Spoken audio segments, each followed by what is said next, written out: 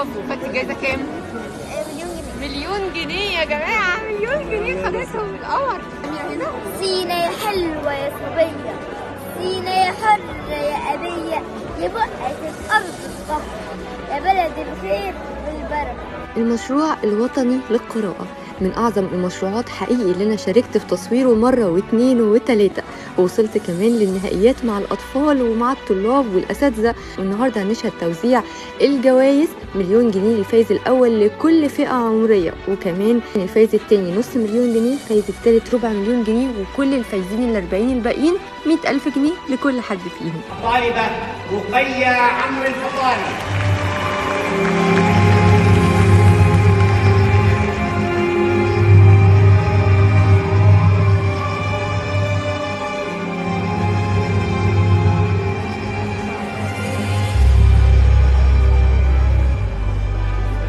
ساعات داخلها تقرأ، أبطال الكتب هم أصدقاؤها المقربين. هذا كلامها.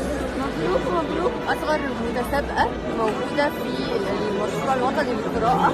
دي بقى كام سنة؟ أنا دخلت المشروع وأنا عندي 7 سنين، ودلوقتي بقى عندي 8 سنين. يا حياتي بقالك سنة في التصفيات صح؟ طبعا. طب احكي لي بقى، مبسوطة حاسة إن أنت وصلتي لآخر مرحلة؟ حاسة بشرف كبير، أصلا شرف إني أقرأ كلام الكتاب، إني أتثقف وأعرف معلومات. كمان أكتر موضوع عجبني في المشروع إن إحنا بنتكلم باللغة العربية. فبالنسبة لي الصراحة اللغة العربية حاجة مهمة الصراحة، يعني فيها شرفا بأنها لغة القرآن. ما شاء الله عليك. قولي لي اسمك بقى؟ رقية عمرو. رقية عمرو. منين بقى يا رقية؟ من محافظة شمال سيناء. ما شاء الله، من سينا.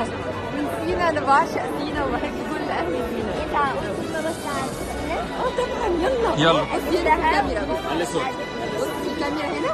سينا يا حلوة يا صبية، سينا يا حرة يا أبية، يا بقعة الأرض الطهر، يا بلد الخير والبركة.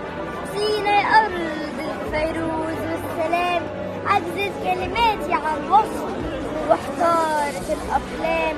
يا سينا يا بلدنا عشقت، وأجمل رسمة في كتابي حروف اسمك، وفي كل يوم في غروب شمسك على بحرك يزيد سحر، يزيد حسنك، يزيد حبك في قلبي. يا سينا يا سينا حلمت يجي اليوم واشد رايتك ونادي بعلم صوتي وأقول يا سينا يا بلدي يا بنتي، يا سينا يا بلدي أنا يا بنتي.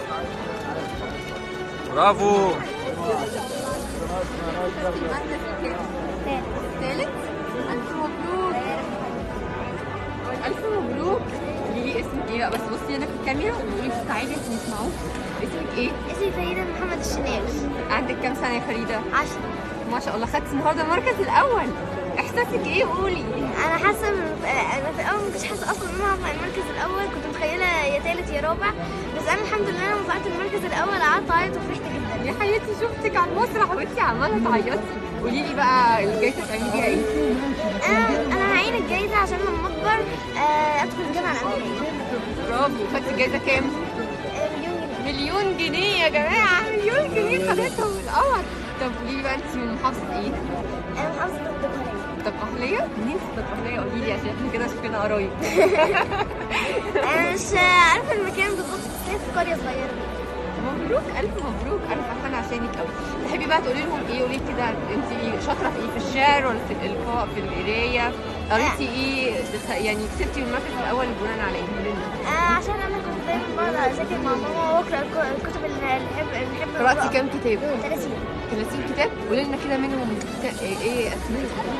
عندي الطفل المفكر، وخضرة الدنيا الكبيرة، وخضرة والسمكة الصغيرة، وفي كتب تانية كتير. وأكتر الكتب اللي حبيتها من غير الكتب دولت هو كتاب صوفي خطأ نفسي. برافو عليك. أنا مبسوطة عشانك قوي. ألف مبروك.